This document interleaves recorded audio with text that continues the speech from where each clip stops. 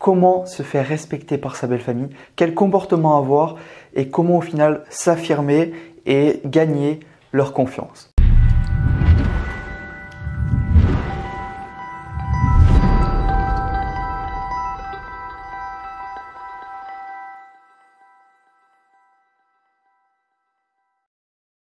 Hello, c'est Michael Koji, votre coach en charisme et expert sentimental.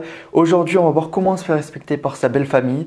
Donc, ça parlera surtout aux jeunes couples. Pour les personnes qui ne me connaissent pas, j'aide les hommes à reprendre confiance en eux rapidement grâce à des exercices concrets afin de devenir un homme confiant et charismatique. Donc, si cela vous intéresse, abonnez-vous à cette chaîne YouTube maintenant pour recevoir toutes mes vidéos concernant la confiance en soi, le charisme, la communication et la vie sentimentale. Ok, c'est parti, on y va.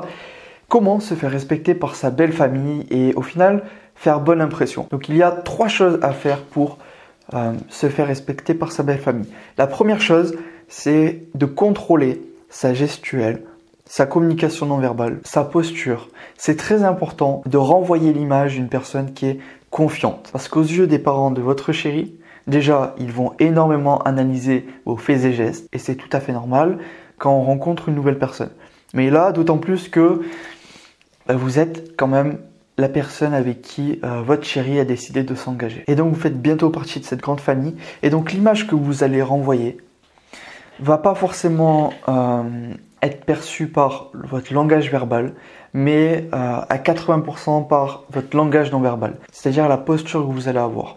Est-ce que vous allez vous tenir droit ou est-ce que vous allez être affalé sur la chaise ou le canapé, peu importe. Il faut que vous ne paraissiez pas la personne qui est trop à l'aise à presque s'allonger sur le canapé ou alors toucher un peu à tout et se servir à boire tout seul. Mais il ne faut pas non plus être l'homme qui paraît trop beau, trop parfait. Pourquoi? Parce que vous allez paraître faux. Et une personne qui paraît faux, on n'a pas envie de lui donner sa confiance. Donc on contrôle sa gestuelle un minimum pour renvoyer l'image d'une personne qui est confiante. Si vous paraissez stressé, vos beaux-parents ne vont pas voir un homme en vous à se dire que c'est l'homme avec qui leur fille va aller. Donc ce qu'on fait, c'est qu'on se tient droit.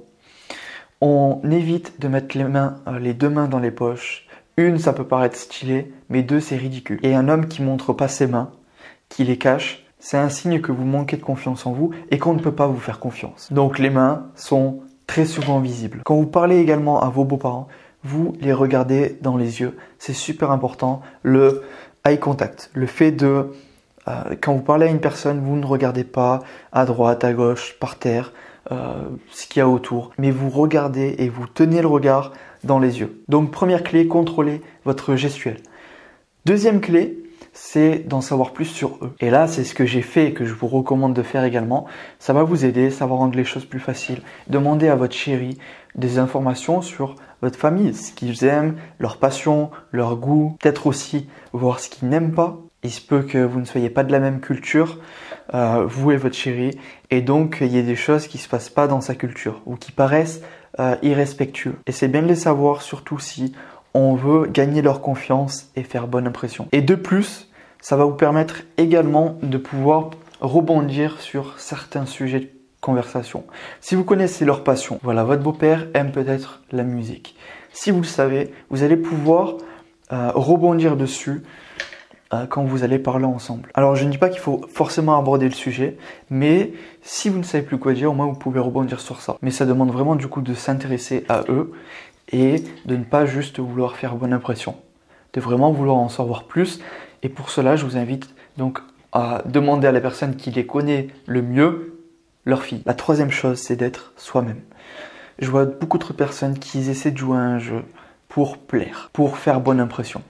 Et en fait, vous avez complètement faux. Parce que si vous jouez un jeu et que vous portez un masque, je vous le garantis, ils vont vite le découvrir. Ça fait partie des personnes de votre famille et donc vous allez les revoir. Et si vous paraissez faux que vous portez un masque, vous n'allez pas pouvoir toujours le porter. Vous devez être vous-même. Ça montre également que vous avez confiance en vous car vous ne vous dites pas comment je vais paraître, est-ce que ça va leur plaire, etc. Donc être soi-même, ne pas paraître faux, ne pas paraître fake, ça n'inspire pas la confiance. Justement, si vous êtes à l'aise, vous allez passer un super moment avec ces merveilleuses personnes. Arrêtez de vous poser trop de questions car ça va vous faire stresser. Et si vous stressez, vous allez tout gâcher. La chose que vous devez avoir en tête avant d'aller à ce dîner, cette rencontre, et ce que vous devez également faire, c'est on respire, on se détend, on ne se met pas la pression. Tout ce qu'on veut, c'est passer un super bon moment avec notre belle famille. Voilà, si vous faites ces 3 choses, je vais les répéter. La première chose,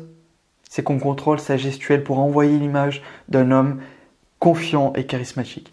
La deuxième chose, c'est en savoir plus sur eux et vraiment s'intéresser à eux. Ça va vous aider à créer des liens forts pendant votre communication et de faire ressentir des émotions. Et si vous faites cela, vous avez gagné. La troisième chose, c'est d'être soi-même. On ne se pose pas de questions, on respire et tout ce qu'on se dit, c'est qu'on va passer un super bon moment et que vos beaux-parents pourront avoir confiance en vous. Si votre chérie aujourd'hui a accepté que vous rencontrez sa famille, c'est qu'elle sait que vous êtes prêts. Donc, on passe juste un super moment. Cette vidéo est terminée. Si elle vous a plu, n'hésitez pas à mettre un like juste en dessous, à me dire également en commentaire comment ça s'est passé. Partagez-moi également ce que vous avez fait, qui vous a aidé, quelles questions vous vous êtes posées ou quelle action vous avez mis en place et qui vous a aidé pendant ce moment-là. Et pour toutes les personnes qui souhaitent aller plus loin et développer leur confiance en eux, mais également leur charisme, ça se passe sur la petite fiche qui apparaît juste ici ou sur le premier lien dans la description. Allez, je vous dis du coup à tout de suite. C'était Michael Koji, votre coach en charisme et expert sentimental.